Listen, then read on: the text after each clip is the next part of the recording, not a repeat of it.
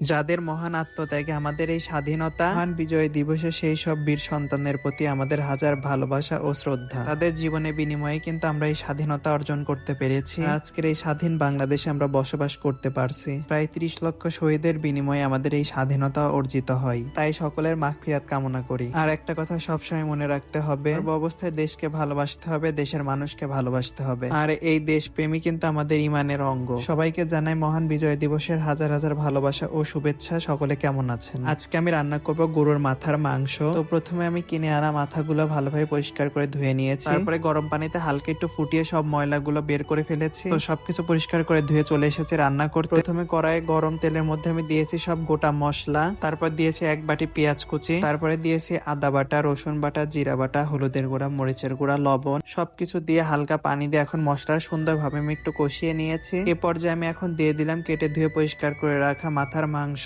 এখন এই মাংসটা দিয়ে ভালোভাবে আমার কষিয়ে নিতে হবে। তো এখানে আমি হালকা পানি দিয়ে সুন্দর করে মাংসটা কষিয়ে নিয়েছি। মাংসের ভেতরে আমি দিয়ে দিলাম আস্ত 2 টুকরা রসুন। তো রসুনটা দিয়ে হালকা নেড়ে চেড়ে আবার 1 বাটি পানি দিয়ে আমি সুন্দরভাবে এটা কষিয়ে নিব। দেখুন কষাতে কষাতে আমার মাংসের কালারটা কত সুন্দর এসেছে। আমি একটু ঝটপট রান্না করার জন্য মাথার মাংসটা কষিয়ে নিয়ে প্রেসার কুকারের মধ্যে দিয়ে দিলাম। তো প্রেসার কুকারে আমি মাংসগুলো দিয়ে কয়েকটা সিটি তুলে নিয়েছি।